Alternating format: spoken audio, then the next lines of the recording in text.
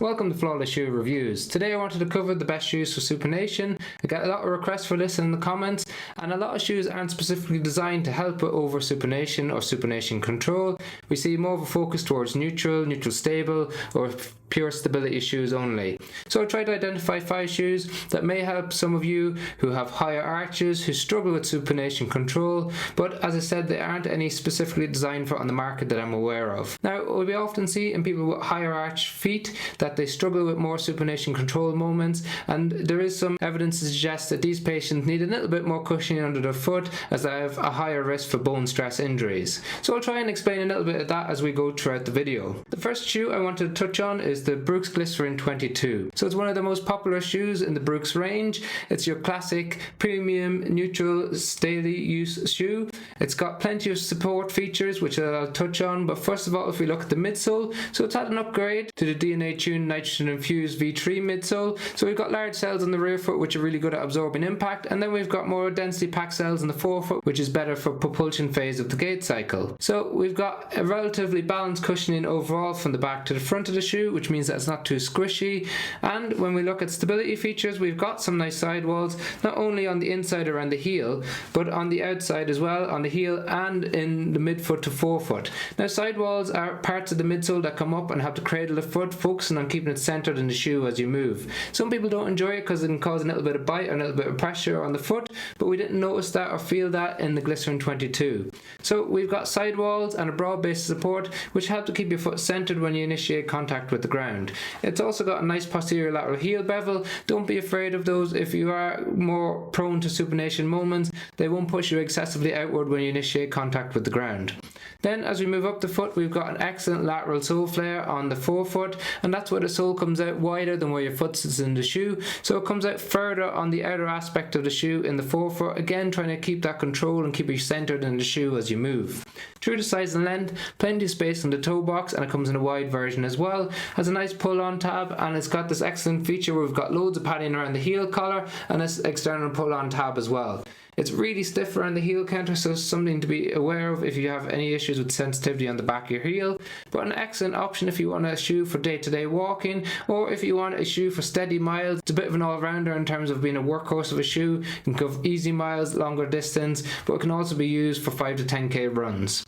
Then we move on to another one of the Brooks range, and this is one of the most popular shoes that we recommend, and that's the Brooks Ghost Max 3. Just come out in the last couple of months, a really good upgrade from the Ghost Max 2. So you can see it's got a really broad platform, much broader than what we see in the Glycerin Max, and therefore that inherently adds lots of extra stability to the shoe.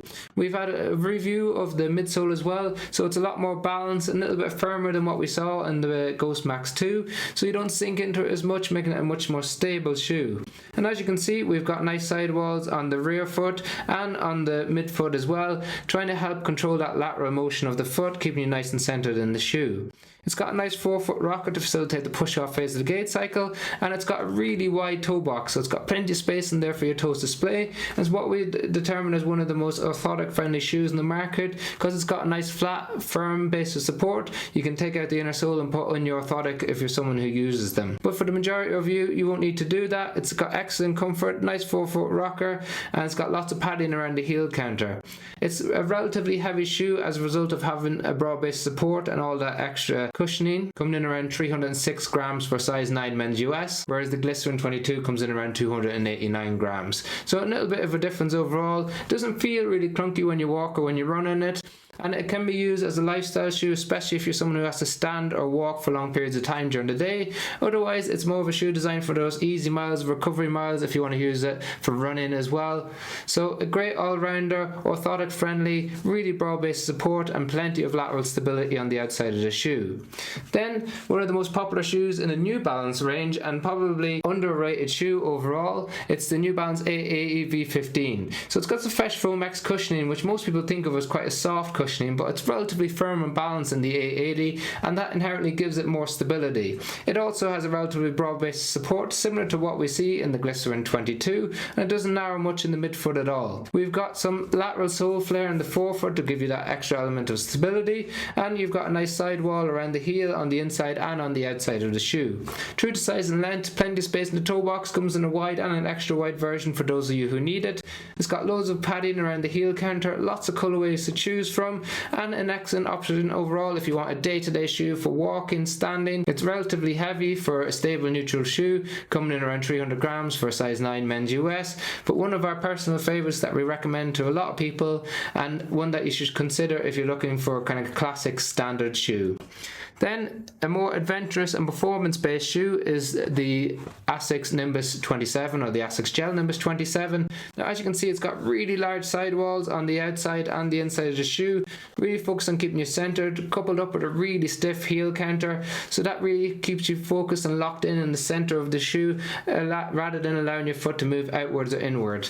It's got an excellent upgrade to the cushioning that we saw in the Gel-Nimbus 26. So we still have the FF Blast Plus cushioning, but they've revamped it. It's a lot softer, a lot bouncier, a lot springier. So if you're looking for a shoe that can do some more up-tempo workouts, if you're a runner, then this is an excellent option for you. If you're looking for a shoe for standing in day-to-day that feels cloud-like, really soft, but quite supportive overall, then the Nimbus 27 is also an excellent option for you. It's got a slightly more tapered fit on top of the shoe compared to some of the other shoes, and some of you might find that you need to get a half size up, but for me personally it was a true to size and length. It's got more of an engineered mesh on top, so it's a single engineered mesh, so it's a little bit thinner than the other two and therefore a little bit lighter if you live in hotter climates or if you just want to use it in the summer.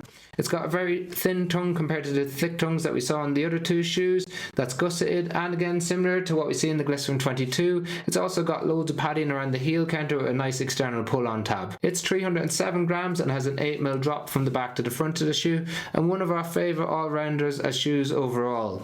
Then finally, I wanted to add more of a stability shoe, because people often think, oh, max stability shoe, this must mean that it's for flat feet over pronation or those that struggle to control pronation moments, but that's not always the case, and the Gaviota 5 and the Hoka range is a classic example of this. So this is the max stability shoe. However, they provide the stability through their H frame, which is denser cushioning that runs either side of the sole and across the middle of the shoe, trying to provide extra torsional stability. It's got really large sidewalls, which you can see on the outside and on the inside of the shoe, again coupled up with a stiff heel counter, and while it's not as stiff as what we see in the Brooks range, it does provide adequate support. It's got a very broad base support, and probably the broadest of all the shoes apart from the Ghost Max 3. So it gives you a really stable platform to work off, got nice big sidewalls, it's got that H frame to really keep you centered in the shoe as you move, and it's got the best fit in all the Hoka shoes in our opinion. So it's got a really broad toe box with loads of space for your toes to display, and then a nice lockdown in the midfoot and in the heel for those of you who might have a slightly narrower foot. So Hoka, we've always had an issue with it in terms of having too much of a taper in the forefoot. That's definitely not the case in this version of the Gaviota 5. Relatively heavy shoe, coming in around 210 grams. It's got a 6mm drop from the back to the front of the shoe, and it's got the classic CM EVA cushioning, which is nice and soft, plush and balanced. So if you're looking for a slightly more softer shoe for standing all day that has more elements of stability, and you need that extra cushioning on the foot with really good stiffness in the forefoot for those of you who need that extra protection there, then the Gaviota is an excellent option. So as I mentioned at the start of the video, there's not some specific Supination shoes on the market, but some of these shoes have excellent features in terms of the cushioning and the lateral support to try and keep you centered in the shoe as you move. However, if you've got any questions on them, drop them in the comment section below, or if you've got any other shoes that you'd recommend that you found useful, please let me know and I can review them or let you know what I think about them. We've got links to all 5 shoes in the description if you want to check out the latest price on Amazon. Otherwise, if you found the video helpful or interesting, like and share and subscribe, and it does make a massive difference to us. Thank you very much for watching.